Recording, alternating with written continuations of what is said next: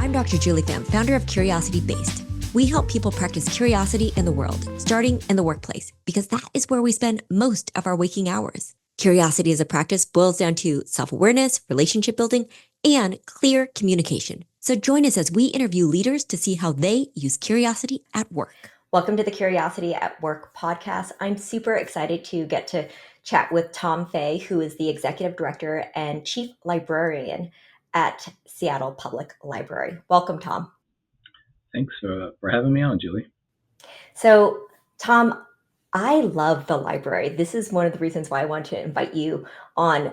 My library card is actually my passport to the world, and it's really exciting to have such a veteran librarian. From what I understand, you have been working in the library for 42 years, starting as a page, and you were named Nevada's Librarian of the Year. And you joined the Seattle Public Library in 2015, and you were named to Chief Librarian unanimously in 2022. Correct. So can you tell us a bit about the employees, your team at the Seattle Public Library? How many people work in this system? How many branches? All of that. Sure. There's over 700 people, 27 locations. That includes the Central Library downtown, the iconic building that is well known all over the world. And in our staff, obviously, we have those who are librarians, who have gone to school for that, have a master's in library and information science. And then we have hundreds of other staff doing every kind of function imaginable. You have all those frontline staff that are going to be in the branches, checking in books, shelving books, providing reference services and other types of reading, advising along the way during the course of the day. And then, of course, we have folks working in our collections side of the equation. And those folks are the ones that are buying all those books, selecting all those books, making sure they're shelf ready for the publication date. And then, as you can imagine, with that many locations spread across the city, we have an entire logistics team that is in our material distribution. That's truck drivers. That's going to be the folks that are on the big automated material handling system, a system that is basically ingesting all those physical books that come back in and making sure they get routed to the right place and your hold is there when you get ready to read that next book. And then we have quite a few folks working in our youth and family services side of the house, which is going to be all of those great youth programs from those little ones all the way up through the teen and early adult years. And then we have our community engagement and economic development folk. They're out there trying to find others in the community that have yet to know about library services and really trying to engage them, have library staff come to them, have them come to us, and really make sure that we're getting all the way through the community. And our economic development really works on those most in need in starting, could be small businesses, it could be other efforts that they're looking at as entrepreneurs, and really giving them assistance that would cost hundreds or thousands of dollars for startups that they can get at their library for free. And then, of course, we have what many libraries have done over the years. We were one of the first to have social service workers as well, as we've seen some societal trends that haven't always gone the best in homelessness, drug addiction, and also mental health wellness. We have folks that are there to help our patrons be successful at the library and to help them find other services they might need to better their condition. And then for an organization that is that large, we have all the things that you would think of in any business, our human resources, a variety of administrative services, and that's usually going to be finance, security, maintenance, capital maintenance. We always have capital improvement going in that many buildings, IT, marketing, communications. We have intergovernmental relations as well, community partnerships, and then strategy and performance. We want to know we're being strategic. We want to be doing all the business analytics you need to make sure we're making continuous improvement. So when people think about libraries, they just think about the librarians. You just described all of these different functions, and there's 700 people. What percentage are actually librarians who have a master's in library sciences? Out of the 710 staff or so, probably about 110, maybe to 120, depending on where we're flexing in the year. Wow, so it's actually the minority. And what about workers?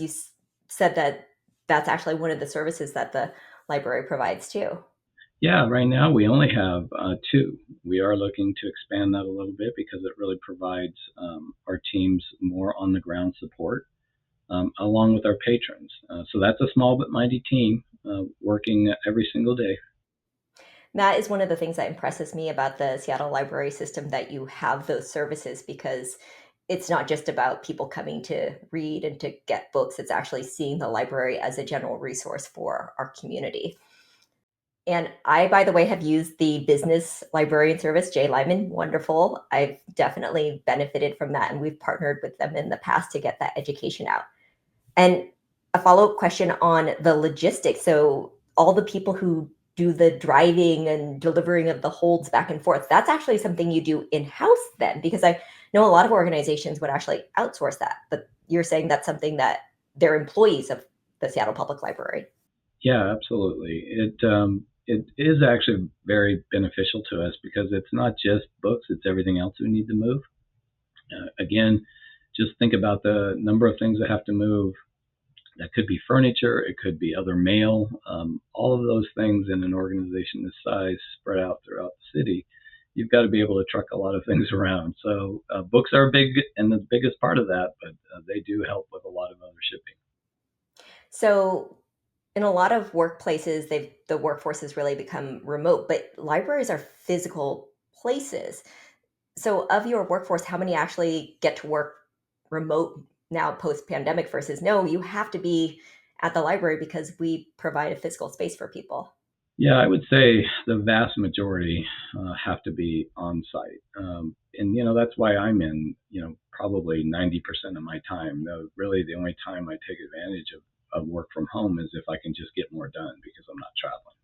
And so sometimes that's necessary. But, we run, for all intents and purposes, I tell folks, a 7-day a week retail operation. That means we're there to serve the public, people serving people, as I say. So, yes, there's not as many remote jobs at the Mm. And the library is also, it's a government agency essentially. And I think a lot of people understand that but don't really appreciate that. How does that factor into the, do employees think of themselves as public servants? I do believe that most of our team believe themselves as public servants. As a government agency, we obviously are. We're often told sometimes by the public you should run like a business. Well, we're not a business. Now, doesn't mean we don't look at business analytics and that we don't look at doing things smart and as economically and efficiently as possible. But we're not. We're still not a. We're still not a business. So we have different laws that govern us. We have boards of trustees; those are appointed by political representatives. In this case, in this city, the mayor. So that it's a little different than saying you have even a large corporation. It most certainly runs differently, and it has to. You are able to have a library foundation too, so you're actually able to get some philanthropic dollars aside from just the tax dollars too, right? Yeah, we're very fortunate in that the Seattle Public Library Foundation is the largest public library foundation in the country, and we benefit greatly from their support. They give over $5 million a year now to us, and it's usually about a 4 to 5% of our overall budget. But it really allows us to do some of those creative and innovative programs that we've been known for over time. We couldn't do it without them. We don't actually have, when we look at it from a general sense, they really provide the bulk of our programming funds.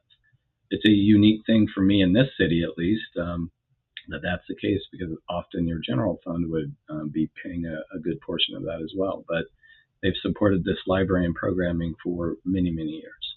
Mm. So that does make it a little different from other government departments because you're able to get that extra funding. So Exactly. so now I want to talk about curiosity in the workplace. And we think of curiosity as a practice. Sometimes we do it, sometimes we don't do it. Tom, when is it difficult for you to practice curiosity at work? Oh, I I would say that could be almost any day. I mean, as you can imagine, with this number of facilities, staff, and the tens upon tens of thousands of people in every single day, there's a number of things going on. There's a number of efforts always afoot that the organization's working on, and then there are things that hit you out of nowhere. You know, like a ransomware that hit us last summer. Those types of things take you way, way, way off your beaten path and lead you down to some other paths. And of course, curiosity must be part of what you use at that time because in cases like ransomware, that's not something you deal with every day. So there's just the volume of all of the different kinds of work. And then in that case, I remember how long did it take that case of ransomware? How long did it take the library to recover from that? Well, I'm really proud of the work our teams did. We were able to be functionally back for the public in, I would say, 98% of all the public functions we had before in about 90 days. And considering that every single system was affected and every single platform was affected in some way, they did incredible work. And that's everyone in IT, that's every other department and division within the library because it literally took every single person doing something to make that work. Many processes had to be manual. And we think about, well, how's that a big deal? Well, we had to think creatively. We hadn't done a lot of that in decades. So putting everything back to a manual process for something that you had machines help with, you had computers help with, everyone had to be on their A game thinking creatively. So it was actually revisiting the way that libraries used to run and that they could still have a function and purpose those old ways. Well, and I think that was the beauty of it. We were able, day one, even after it happened, we were still able to check out books. There was no one in the city that couldn't get a book or some type of resource if they came to the physical library. And that's no small feat in itself, considering we use computers every day to try to get that material out to people. But yeah, we had to go old school for sure. We are also in this time of banned books, and I know that the Seattle Public Library has been a leader in fighting that. Actually, could you describe it a bit, and maintain how do you maintain curiosity amid this fight against banned books? What we're seeing across the country is probably the largest number of censorship and book bans that we've seen in any time, even in my 42 years. The American Library Association has been tracking this for some time, and the last 3 years have been increasing dramatically every year over year. And in response to that, we wanted to make sure that we did something other than just talk about it. And so we, along with Brooklyn Public, were the first to dive into Books Unbanned, which is our attempt to combat censorship and book banning across the country. We do that by providing youth 13 to 26 access to all our ebooks and e-audiobooks, which is a substantial collection. And that's every state in the country has access to that, as well as the U.S. territories. And we actually have patrons from every single state and every territory in the United States accessing it. We have 12,000 subscribed right now, and that group of folks checked out over 250,000 items just last year. So, Tom, would you say then that even the fact that books are being banned, that is a time when it's really difficult to practice curiosity, when it's hard because that view of censoring books is so fundamentally different from what you see as the values and principles of what a public library is supposed to be for? I would say yes from that standpoint, but no from the standpoint in that I'm really curious what drives it. Really, from my standpoint, is it lack of information? Is it a sole source of information that is just driving in one way, right? If you're only hearing one story, then this book is bad, and here's what's in it, and yet that person never read it, you never read it, and so no one knows. And I think to me, that's what I'm always curious about in all these years of censorship and book banning that I've seen is what's driving it. What really is it? Is it fear? Is it the unknown? That's the thing that keeps me up at night. Why? Have you heard any reasons from those who support banning books, who want to censor books? Any reasons that have surprised you? No, I mean it's generally around. It usually starts with children. Usually is very school directed. Often, not that it doesn't come to public libraries as well. And most of the times it's crafted in the sense that parents don't have a choice, and so that can be problematic in a school environment. When we talk about public libraries, we're always very upfront with patrons when they register for a card, and we let them know it is parental choice. You are helping your child decide what information they're going to have access to.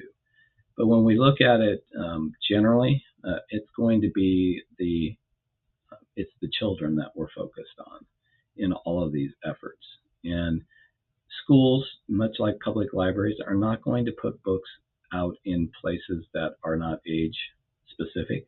If you come to a public library, you know you have age specific material in children's sections, adult material in adult sections, and that the same is true in elementary school versus middle school versus high school. Do you think that there's any middle ground or any learning from one another, those who are just pro banning books versus those who are anti banning books? I think, when I think about it, I always think about growing up in a small town and that sense of curiosity. I saw people that had it and I saw people who didn't. And I think it's either something that's in us, innate, or we learn it somewhere along the way. And I think sometimes it's your conditions you live in. We have a number of things that can affect folks, their spirituality, their upbringing. All of these things affect somebody's point of view on what is appropriate and what's not. Where we try to weigh in as a public library in that is that what is appropriate for you may not be for somebody else and vice versa, but we want to make sure everybody has choice.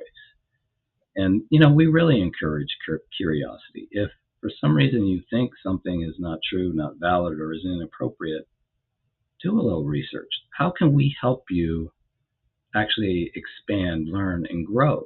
Doesn't mean it'll change your opinion. It may never change your opinion. It may be something fundamental to your core. But how can we actually give you enough information to know that that's truly the case? I mean, that's really what we work on every single day. Thanks, Tom. So let's actually move the conversation to practicing curiosity in your particular workplace with the 700 member team at the Seattle Public Library. What are some practices that you have to help foster curiosity in this workplace that is so diverse, where you have drivers to community engagement to librarians in that? Yeah, I think, I try to, as I've been talking about as we've laid out our strategic plan for the next 10 years, I really want the library to truly become a learning organization.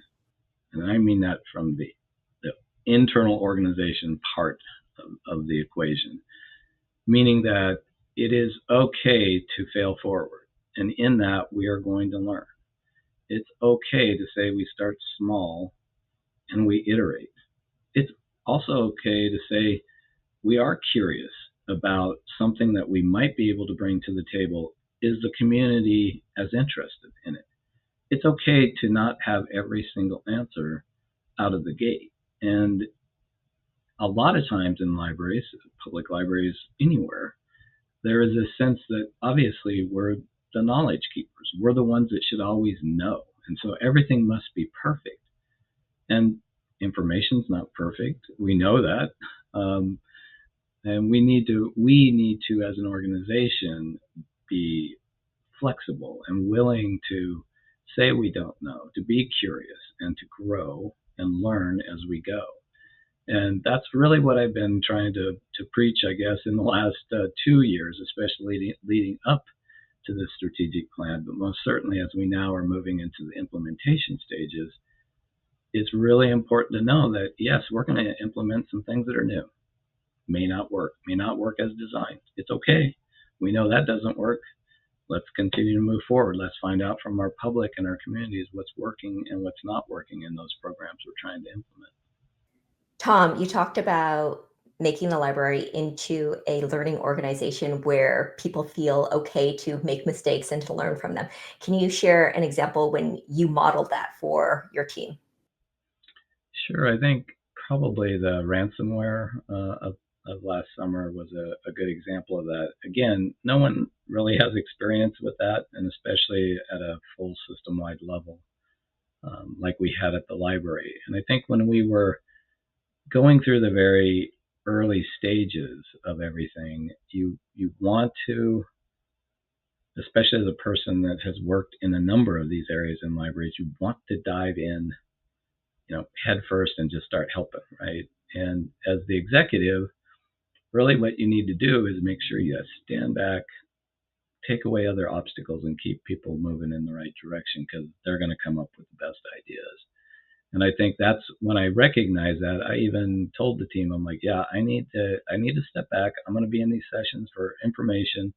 I trust you all to get this done, and anything I can do to remove the barriers, because I could tell that everybody was, like, well, we know what we're doing. We have to have time, and I was trying to push, because I'm like, okay, I'm pushing. I'm like, it wasn't mine to push. I didn't have the details, right? We know that, but we're in a crisis situation, and having a good team that's going to be able to tell you and challenge you to, again, be a little self-aware, think about it a little bit more before you go diving in. That was a good example of it as a reminder, and especially in a crisis situation. Count on your team. You've got good people. Got a lot of great people out in the field, making sure our patrons are getting served every single day. Did someone tell you, "Hey, Tom, you gotta give some space," or how did you realize that?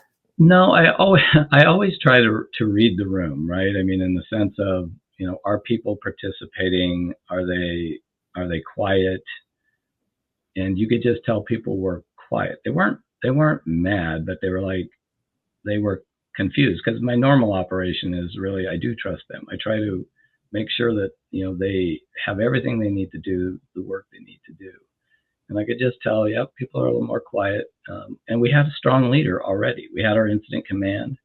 We had our IT director who was then going and making sure all of this was getting done. So part of it's just realizing, no, I've already got the leadership. They don't need more. They just need me to make sure all the other stuff is out of the way. Run interference with the mayor's office. Make sure the council members are understanding what's going on. The mayor's office understands what's going on. All of those things is where I needed to be. But I thought I could help, just in the wrong place.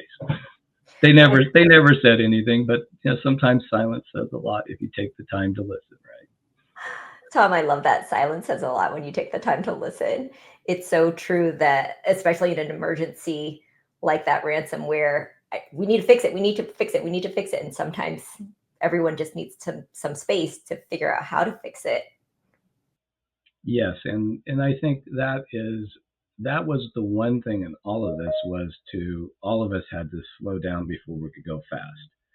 And our IT, director, I thought was very strong in that, by saying, no, we got to create an entire order of operations and make sure that we bring things on at the right time, not just because somebody wants them on.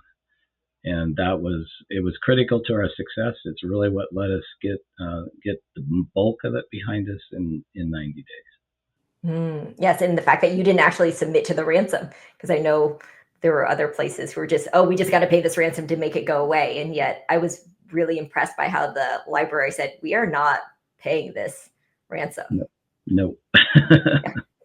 Now that doesn't mean it didn't cost a lot of money, but most certainly we did not pay them. Well, and it sounds like there was a lot of learning that happened while you were doing this too. I think that is probably one of the. I hate to say that. Well, I'm a big believer that out of the bad things come great things, and I think it galvanized what I had as a new senior leadership team. It galvanized my management team in a way that some other things hadn't, and really, it proved to our staff, even though it exhausted them, our teams out in the field, that there was little that we could not do when we all were rowing in the same direction. And everyone was, because everybody has that dedication to that public service of getting that material and that information back to people as quickly as possible. And yeah, from that perspective, it was a good thing. Thank you, Tom. So, Tom, one of the misconceptions about libraries, as we mentioned earlier, is that they're just librarians. And actually, you shared that librarians make up the minority of the workforce. And you also have to have a special degree to become a librarian. So, does that ever create a sense of hierarchy or power dynamics within the library team? Sure. I mean, I think that's always the case when you're looking at different qualifications and degrees, those things that are often barriers to folks to get into professions or into a particular field. I think in our case, if you look at traditionally any public library, librarians have been, they generally are the pinnacle of the library. That doesn't mean that you don't have a hierarchy of librarians. You could have managing librarians, you could have directors, you could have department heads, all of those things. And often it's going to be a librarian because you're looking for those specialized skills and the number of years in service doing those specialized or utilizing those specialized skills. For example, a special collections librarian is not the same as a public librarian. Totally different skill set, and obviously a number of years of working in that part of the profession. So, is the library growing right now? Are you maintaining the workforce, or is it actually are you looking for more employees or not? Because I want to ask you about questions around recruiting. Yeah, we right now are basically status quo because of the budget. One of the areas we do want to grow as we look at a potential levy in another couple of years is really growing our programmatic capacity. And we know we need more people doing that work. We need more people designing that work with and in community. And we've got a lot of work to do there, and we also need to get the funding to do it. It's not going to come out of general fund dollars. It'll probably have to go to a vote of the people. And so that is where it's not just going to the library to check out books. It's actually these special programs that makes the library even more relevant to the current needs of our Mm-hmm. community. Absolutely. So as you do bring in people, recruit people to work at the library, how do you look for curiosity? Are there any special interview questions or any processes that you have? Well, I usually try to get folks to tell me about a time that they learned something that was unexpected in a project they were managing, or it could even be a personnel situation that they were managing, and depending on the type of interview we're doing. But to me, once somebody can tell you what they learned, then the follow up is, okay, how did you learn it, and then how did you expand upon that to increase your knowledge?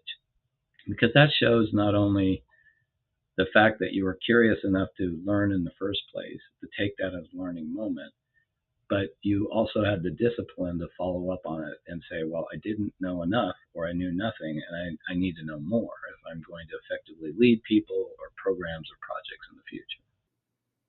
So that goes back to trying to make the library into a learning organization where people are constantly reflecting on what they're learning. Also, I just realized in the library system, every pretty much everyone's has to work with other people, right? You don't have these individual contributors who are just solo workers, or is that a vast minority? You're actually constantly working with at least a few other people in some kind of team setting. Oh, absolutely. I mean, I can't think of too many in which you would have an individual contributor. Most everyone is on some team or has to work with a cross functional team. We do a lot of that work, as you can imagine. One hand has to know what the other hand is doing when you have that many groups of people working. So, yeah, it's pretty rare for someone to be out there on their own. That's a special quality of the library team too, because I think in other workplaces you could have people who just work totally by themselves. And yet at the library you have to collaborate with one another. Well, and ultimately the deliverable is again, services to people. And it really, most times, is really people providing that service or that deliverable in person. And there's really no way around that. And if you've done that in a vacuum, it's going to be not the best result. Final question. What is inspiring curiosity for you in your own life right now? Well, I have a lot of different types of things I like to do, but I would say for me, no matter where I go, I love being out in nature, lots of biking, hiking, kayaking, all that kind of stuff. Went snowshoeing yesterday, actually. Took some time to do that. But the one thing I always come back to is photography. I have a fine arts degree as my undergrad, and photography was my emphasis. So for me, it is how I can use that lens to explore nature. It could be to take a photo of a person or an event. It brings you something sometimes you don't expect. You can craft it, you can put it all in the perfect frame, and at the end of the day, something surprises you out of that photo. You capture an expression, you capture something in nature that is not often seen. That's the things I enjoy. Even yesterday, just taking a few shots while I was snowshoeing out there as, the ice was dripping off the trees, and just get some fascinating shots. Thank you, Tom, for sharing that. I'm actually imagining being out there with you and seeing the light dappling on the snow. Tom, thank you so much for sharing your insights today. Such an honor to get to chat with the Chief Librarian of the Seattle Public Library. Well, thank you, Julie. You definitely made me think about all the reasons I might be curious. So thank you. Thank you, listeners.